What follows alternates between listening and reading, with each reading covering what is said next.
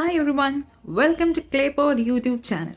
So today we are going to talk about PCOD അഥവാ polycystic ovary syndrome. കഴിഞ്ഞ ഒരു 7-8 കൊല്ലമായിട്ട് ഞാൻ PCODയുടെ ഒരു പേഷ്യൻ്റ് ആയതുകൊണ്ട് തന്നെ ഞാൻ കടന്നു വന്നിട്ടുള്ള സ്ട്രഗിൾസും അത് മാത്രമല്ല എനിക്കറിയാവുന്ന പലരും ഫ്രണ്ട്സൊക്കെ ആയിട്ട് ഉള്ള പലർക്കും ഈ PCOD വന്നതും കൊണ്ട് അവരനുഭവിച്ചിട്ടുള്ള പല സ്ട്രഗിൾസും കാര്യങ്ങളും അറിയാവുന്നതും കൊണ്ടും ഒരുപാട് ട്രീറ്റ്മെൻറ്റ്സ് ഇതിന് വേണ്ടിയിട്ട് എടുത്ത് ഒരുപാട് ഡോക്ടേഴ്സിൻ്റെ അഡ്വൈസസും മെഡിക്കേഷൻസ് കറൻ്റ്ലി കഴിച്ചുകൊണ്ടിരിക്കുന്ന ഒരാൾ എന്നൊരു നിലയിലും കൂടിയാണ് ഞാൻ ഇതിനെക്കുറിച്ച് സംസാരിക്കാമെന്ന് വിചാരിച്ചത്. കാരണം നമ്മളുടെ സമൂഹത്തിൽ പലർക്കും ഇതിനെക്കുറിച്ച് അറിയാം, എന്നാൽ ഒരുപാട് ആൾക്കാരുണ്ട് ഇപ്പോഴും അതിനെക്കുറിച്ച് വിശദമായിട്ട് അറിയത്തില്ലാത്ത ഒരുപാട് ആളുകളുണ്ട്. ഒരുപാട് യൂട്യൂബ് ഷോർട്സ് ആയിക്കോട്ടെ, ഇൻസ്റ്റഗ്രാം റീൽസ് ആയിക്കോട്ടെ, നമ്മൾ ഒരുപാട് കണ്ടുവരുന്നതാണ് PCODയെക്കുറിച്ച്. ഹെൽത്ത് കെയർ പ്രൊവൈഡേഴ്സോ ഡോക്ടേഴ്സ് പറഞ്ഞുകൊണ്ടിരിക്കുന്ന ഒരുപാട് കാര്യങ്ങൾ നമുക്ക് കേൾക്കാറുണ്ട്. പക്ഷേ എങ്കിൽ കൂടി പലർക്കും അറിയത്തില്ല എന്നുള്ളത് നമ്മളെ നമ്മളോട് സംസാരിക്കുമ്പോൾ നമുക്കത് മനസ്സിലാവും. പലർക്കും അതിനെക്കുറിച്ച് വിശദമായിട്ടൊന്നും അറിയത്തില്ല എന്നുള്ളത്. എല്ലാവരുടെയും വിചാരം PCOD അതിപ്പോൾ എന്താ സർവ്വസാധാരണമായിട്ടുള്ളൊരു സംഗതിയല്ലേ, എല്ലാവർക്കും ഉണ്ടല്ലോ, പലർക്കും ഉണ്ടല്ലോ, അതത്ര കാര്യമായിട്ടുള്ളൊരു സംഗതിയൊന്നും അല്ല. എന്നാൽ PCOD എന്ന് പറയുന്ന ഒരു അസുഖം ഡയബറ്റിക്സ്, കൊളസ്ട്രോൾ എന്നൊക്കെ പറയുന്നത് പോലെ ഒരു കൈൻഡ് ഓഫ് അസുഖമാണ്. ഇതിനൊരു പെർമനൻറ്റ് ക്യൂർ ഒരിക്കലും ഇല്ല. അതായത് സിമ്പിളായിട്ട് ഇത്രയേ ഉള്ളൂ. ഓവറീസിൽ സിസ്റ്റുകൾ ഫോം ചെയ്യുന്നു. എങ്ങനെയാണ് ഈ സിസ്റ്റുകൾ ഫോം ചെയ്യുന്നത്? ഹോർമോൺ ഇംബാലൻസും കൊണ്ട്. എന്താണ് ഈ ഹോർമോൺ ഇംബാലൻസ്? ഫീമെയിൽ ബോഡിയിൽ മെയിൽ ആൻഡ് ഫീമെയിൽ ഹോർമോൺസ് ഉണ്ട്. മെയിൽ ഹോർമോണായ ആൻഡ്രോജനും ഫീമെയിൽ ഹോർമോണായ ഈസ്ട്രജൻ ആൻഡ് പ്രൊജസ്ട്രോൺ നമ്മുടെ ശരീരത്തുണ്ട്. അപ്പോൾ ഇത് ഈക്വൽ ആവാതെ ഇംബാലൻസായി മെയിൽ ഹോർമോണിൻ്റെ അളവ് വർദ്ധിക്കുകയും ഫീമെയിൽ ഹോർമോണിൻ്റെ അളവ് കുറയുകയും ചെയ്യുമ്പോഴാണ് ഈ ഹോർമോൺ ഇംബാലൻസ് ഉണ്ടാകുന്നത്. ഏതൊരു അസുഖമാണേലും നമ്മളത് നേരത്തെ കണ്ടെത്തി കഴിഞ്ഞ് കഴിഞ്ഞാൽ നമുക്കത് നേരത്തെ ക്യൂർ ചെയ്തെടുക്കാൻ പറ്റും, ചെറിയ ചെറിയ കാര്യങ്ങൾ ചെയ്തുകൊണ്ട്. എന്ന് പറഞ്ഞതുപോലെ തന്നെയാണ് PCOD ആസ് ദ ഏർലിയസ്റ്റ് നമ്മൾ അറിയുകയാണെങ്കിൽ ചെറിയ ലൈഫ് സ്റ്റൈൽ ചേഞ്ചസ് മാത്രം നമുക്ക് ചെയ്ത് നമുക്കിതിനെ ഒരു പരിധിയിൽ കൺട്രോൾ ചെയ്ത് നിർത്താൻ പറ്റും. ഇതൊരിക്കലും പരിപൂർണമായിട്ട് മാറുന്ന ഒരു അസുഖമല്ല. ഇതിനൊരു ബാലൻസിൽ നമുക്ക് കൊണ്ടുപോകാം, മെഡിക്കേഷൻസ് ഒന്നും എടുക്കാതെ. അപ്പോൾ എല്ലാവരും പറയുന്നൊരു കാര്യമാണ്, ഇത് ചിലപ്പോൾ ഒരു പീരിയഡ് റെഗുലറായിട്ട് വരാത്തൊരു ഇഷ്യൂ മാത്രമല്ല, ഇല്ലെങ്കിൽ ചിലരിൽ ഇച്ചിരി ഇൻഫെർട്ടിലിറ്റിയുടെ ഇഷ്യൂസ് മാത്രമല്ലേ വരുന്നുള്ളൂ, അല്ലാതെ വേറെ എന്താ പ്രശ്നങ്ങളുള്ളതെന്ന്. എന്നാൽ PCODക്ക് ഒരുപാട് സിംറ്റംസ് ഉണ്ട്. അതെല്ലാവർക്കും എല്ലാ സിംറ്റംസും ഒന്നിച്ച് വരണമെന്നില്ല, എന്നാൽ പലർക്കും പല രീതിക്കാണ് ഈ സിംറ്റംസ് കണ്ടുവരുന്നത്. എൻ്റെ സ്വന്തം അനുഭവത്തിൻ്റെ വെളിച്ചത്തിൽ എന്ന് പറയുകയാണ്, ഇതത്ര ഈസി ആയിട്ടുള്ളൊരു സംഗതി അല്ല. ഇതിനെക്കുറിച്ച് പറയാനായിട്ട് ഞാനൊരു ഡോക്ടറാണോ ഇല്ലെങ്കിൽ എന്തെങ്കിലും ഒരു ഹെൽത്ത് കെയർ പ്രൊവൈഡറാണോ എന്ന് വിചാരിക്കും, ഒരിക്കലും അല്ല. ഞാൻ ട്രീറ്റ്മെൻറ്റൊക്കെ ചെയ്തതും കൊണ്ട് എനിക്ക് ഒരുപാട് ഡോക്ടേഴ്സിനെ ഞാൻ കൺസൾട്ട് ചെയ്തിരുന്നു, എല്ലാവരുടെ അഡ്വൈസസ് കിട്ടിയിരുന്നു, മെഡിക്കേഷൻസ് എടുത്തിരുന്നു. എനിക്കും ഇൻഫെർട്ടിലിറ്റിയുടെ ഇഷ്യൂസ് ഉണ്ടായിരുന്നു. അപ്പോൾ അങ്ങനെ ഒരുപാട് ഡോക്ടേഴ്സും സെയിം അഡ്വൈസസ് തന്നപ്പോൾ ഇത് എനിക്ക് മാത്രമല്ല, എനിക്കറിയാവുന്ന ഫ്രണ്ട്സിനും ഒക്കെ തന്നെ ഇതേ അഡ്വൈസസ് കിട്ടിക്കഴിഞ്ഞപ്പോൾ ഇതിനെക്കുറിച്ച് അറിയാത്തവരുണ്ടെങ്കിൽ അത് കോമൺ ആയിട്ട് ഷെയർ ചെയ്യുമ്പോൾ ബാക്കിയുള്ളവർക്കും കൂടി ഉപകാരപ്രദമാവുമല്ലോ എന്ന് വിചാരിച്ചിട്ടാണ് ഞാൻ ഈ വീഡിയോ ചെയ്യുന്നത്. മെൻസ്ട്രൽ ഇഷ്യൂസ് മാത്രമല്ലാതെ PCODക്ക് എക്സസീവായിട്ട് അൺവാണ്ടഡ് ഹെയർ ഗ്രോത്ത് കാണും.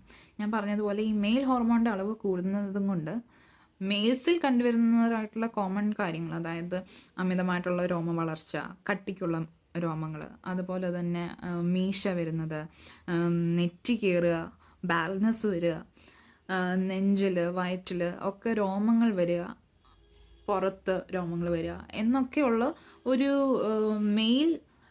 മെയിൽസിൻ്റെ ശരീരത്ത് കണ്ടുവരുന്നതായിട്ടുള്ള ചില മാറ്റങ്ങൾ അത് സ്ത്രീകളിലും കണ്ടുവരികയാണ് ഈ PCOD ഉള്ള കണ്ടീഷനിൽ. തടിയുള്ളവർക്ക് മാത്രമാണോ PCOD എന്ന് ചോദിച്ചു കഴിഞ്ഞാൽ മെലിഞ്ഞ് സീറോ സൈസ് ആയവരിലും PCOD ഉണ്ട്. അപ്പോൾ ഈ PCOD വരുന്നതിൻ്റെ കാരണം എന്താ? ചിക്കനായിരിക്കും. എന്തൊരു അസുഖം വന്നാലും നമ്മൾ ചിക്കനെ പ്രാകാതിരിക്കില്ലല്ലോ. നമ്മുടെ ചുറ്റിനും ഉള്ളവർ പറയുന്നത് ആണല്ലോ നമ്മൾ കേൾക്കുന്നത്. അപ്പോൾ മെയിൻലി ചിക്കൻ തന്നെയായിരിക്കും കാരണമല്ലേ? എന്നാൽ ചിക്കനല്ല ഇതിൻ്റെ യഥാർത്ഥ പ്രതി. ജങ്ക് ഫുഡ്സ്, പാക്കറ്റ് ഫുഡ്സ്, പിന്നെ അതുപോലെ തന്നെ നമ്മുടെ ജീവിതശൈലികൾ, കറക്റ്റായിട്ടുള്ള ഉറക്കമില്ലായ്മ, സ്ട്രെസ്സ്, കറക്റ്റ് ടൈമിൽ ഫുഡ് എടുക്കാതിരിക്കുക, അങ്ങനത്തെ ഒക്കെ ഒരുപാട് റീസൺസ് ഇതിൻ്റെ പിന്നിലുണ്ട്. സംടൈംസ് ഹെറിഡിറ്ററി ആയിട്ട് എന്തെങ്കിലും ഇൻഫെർട്ടിലിറ്റി ഇഷ്യൂസ് ഉണ്ടെങ്കിൽ മേ ബി അതും ആവാം. തന്നെ നിന്ന് വർക്ക് ചെയ്യുന്നവരൊക്കെ ഉണ്ട്. അങ്ങനെയൊക്കെയുള്ള സ്ത്രീകളിലാണെങ്കിലും ചിലപ്പോൾ അവർ കുക്ക് ചെയ്യാൻ ടൈം കിട്ടിയെന്ന് വരില്ല. അപ്പം സഡൻലി ഹോട്ടലിനെ ഡിപ്പെൻഡ് ചെയ്യുന്നു, ഇല്ലെങ്കിൽ പാക്ഡ് ഫുഡ്, പ്രിസർവ്ഡ് ഫുഡ് അതിനൊക്കെ ഡിപ്പെൻഡ് ചെയ്യുന്നു. മാഗി, ഇല്ലെങ്കിൽ സ്നാക്കേഴ്സ്, അങ്ങനത്തെ കാര്യങ്ങളിലൊക്കെ ഡിപ്പെൻഡ് ചെയ്ത് വരുമ്പോൾ അതും ഇതിൻ്റെ ഒരു കാരണമായി മാറുകയാണ്. നമ്മൾ പൊതുവെ കേൾക്കുന്ന ഒരു കാര്യമാണ്, ഒരു 35-40 ഇയേഴ്സൊക്കെ കഴിഞ്ഞിട്ടുള്ള സ്ത്രീകളിൽ വർഷത്തിലൊരിക്കൽ അവർ മാമോഗ്രാം പോലെയുള്ള സ്കാനിങ്ങുകൾ ചെയ്യുവാണെങ്കിൽ ഏർലി സ്റ്റേജസിൽ തന്നെ ബ്രസ്റ്റ് ക്യാൻസർ ഡിറ്റക്ട് ചെയ്യാൻ പറ്റുമെന്ന് പറയുന്നത് പോലെ തന്നെ ഒരു 18-19 ഇല്ലെ ഏർലി 20s നമ്മൾ ഇതേപോലെ PCOD ഉണ്ടോ എന്നൊക്കെ വർഷത്തിലൊന്ന് ഇല്ല 2 വർഷം കൂടുമ്പോഴേ അറ്റ്ലീസ്റ്റ് ഒന്ന് ചെക്ക് ചെയ്തിട്ട് അത് കൺഫേം ചെയ്യുവാണ് എങ്കിൽ ഒരു മോഡറേറ്റ് രീതിയിൽ നമ്മുടെ ലൈഫ് സ്റ്റൈൽ ചേഞ്ചസും കൊണ്ട് തന്നെ നമുക്ക് ഈ അസുഖത്തിനെ ഒരു കൺട്രോൾ ലെവലിൽ കൊണ്ട് നമുക്ക് പോകാവുന്നതാണ്, വലിയ ഇഷ്യൂ ഇല്ലാതെ. ഇല്ലെങ്കിൽ മെഡിക്കേഷൻസ് എടുക്കേണ്ടി വരും ഇറഗുലർ പീരിയഡ്സും കാര്യങ്ങളൊക്കെ വന്നു കഴിയുമ്പോൾ. അപ്പോൾ റെഗുലറായിട്ട് ലൈറ്റ് എക്സസൈസുകൾ ചെയ്യുക, ഷുഗർ കട്ട് ചെയ്യുക. മെയിൻ സംഗതി അത് തന്നെയാണ്. ഷുഗർ കംപ്ലീറ്റ്ലി കട്ട് ചെയ്യാൻ പറ്റുവാണെങ്കിൽ അത്രയും നല്ലത്. ജങ്ക് ഫുഡ്സ് ഒഴിവാക്കുക, ഹോട്ടൽ ഫുഡ്സ് ഒഴിവാക്കുക.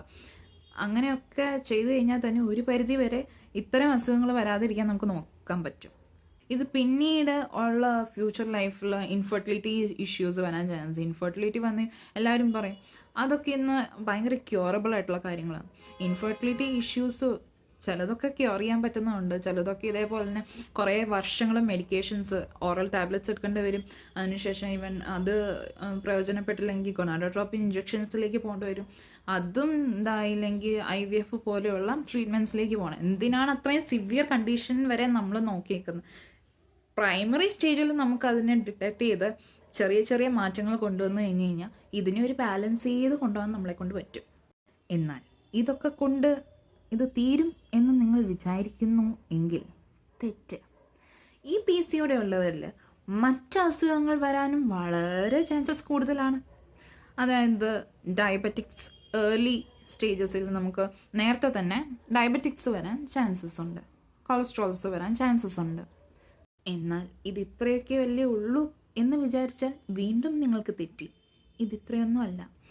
അതായത് ഒരു 30 ഇയേഴ്സൊക്കെ കഴിഞ്ഞ് കഴിയുമ്പോഴത്തേനും നമുക്ക് ഇൻഫെർട്ടിലിറ്റി സിവിയർ കണ്ടീഷനിലേക്ക് മാറിക്കൊണ്ടിരിക്കും. അതായത് ഒട്ടും കൺസീവ് ചെയ്യാൻ പറ്റാത്ത അവസ്ഥയിലേക്ക് വരെ മാറിപ്പോയിക്കൊണ്ടിരിക്കും. ചിലപ്പോൾ മെഡിക്കേഷൻസ് എടുത്തോട്ടെ, ട്രീറ്റ്മെൻറ്റ് എടുത്തോട്ടെ, എന്ത് ട്രീറ്റ്മെൻറ്റ്സ്, എന്ത് കാര്യങ്ങളിലേക്ക്, എന്ത് പ്രൊസീജിയേഴ്സിലേക്ക് നമുക്ക് പോയാലും ചിലപ്പം അത് ഒരു പൂർണ്ണതയിൽ എത്താതെ ഇരിക്കാനുള്ള സാധ്യതകളും കൂടുതലാണ്.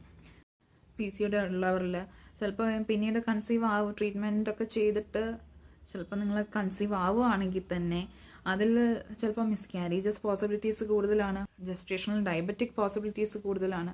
അങ്ങനെയും മറ്റ് പ്രശ്നങ്ങൾ മുന്നോട്ടേക്കുണ്ട്. അതുകൊണ്ട് തന്നെയാണ് PCOD ഉള്ള പേഷ്യൻസിൽ ഡോക്ടേഴ്സ് മെയിൻലി പറയുന്നത് കൺസീവ് ചെയ്യുകയാണെങ്കിൽ ആസ് സൂൺ ആസ് പോസിബിൾ ചെയ്യുക എന്ന് പറയുന്നതിൻ്റെ മെയിൻ കാരണങ്ങൾ ഇതൊക്കെ കൊണ്ട്.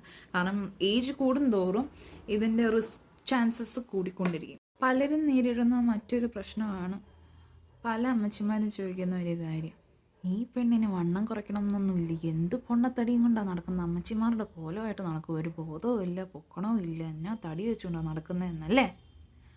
എന്നാൽ അങ്ങനെ പറയുന്ന ആളുകളോട് ഒന്നേ പറയാനുള്ളൂ, നിങ്ങൾ എന്ത് കണ്ടിട്ടാണ് ഈ പറയുന്നത്? എല്ലാവരും തടി വെക്കുന്നത് വെറുതെ തിന്നിട്ട് മാത്രമല്ല, ഹോർമോണൽ ഇംബാലൻസ് എന്ന് പറയുന്ന ഇത്തരം പ്രശ്നങ്ങൾ കൊണ്ടും ആളുകൾ വണ്ണം വെക്കുന്നു. അത് അവരുടെ തെറ്റല്ല, അത് കുറയ്ക്കാനും വളരെ ബുദ്ധിമുട്ടാണ്. അതുകൊണ്ട് ആരും തന്നെ കാരണം അറിയാതെ ആരെയും ബോഡി ഷേമിങ് ചെയ്യരുത്. ഇതിനെക്കുറിച്ച് അധികം ഒന്നും പറഞ്ഞാൽ നിങ്ങളെ ഞാൻ അധികം വെറുപ്പിക്കുന്നൊന്നുമില്ല. ഇത്രയേ ഉള്ളൂ. എന്തൊരു അസുഖം ആയിക്കോട്ടെ, നമ്മൾ ഇത്ര സില്ലി ആയിട്ട് എല്ലാത്തിനെയും കാണാതെ പ്രൈമറി സ്റ്റേജസിൽ നമ്മളതിനെ കണ്ടുപിടിക്കാൻ ശ്രമിക്കുക. കണ്ടുപിടിച്ച് കഴിഞ്ഞ് കഴിഞ്ഞാൽ അതിനനുസരിച്ച് ചെറിയ ചെറിയ മാറ്റങ്ങൾ കൊണ്ടുവന്ന് അതിനെ ഒന്ന് ബാലൻസ് ചെയ്ത് കൊണ്ടുപോയാൽ തന്നെ നമുക്കിതൊരു വലിയ പ്രശ്നമാവാതെ നമുക്കതിനെ സൂക്ഷിച്ച് കൊണ്ടുപോകാൻ പറ്റും, സൂക്ഷിച്ച് കൈകാര്യം ചെയ്യാൻ പറ്റും. അത്രയും പറഞ്ഞുകൊണ്ട് ഈ എപ്പിസോഡ് തീർക്കുന്നു.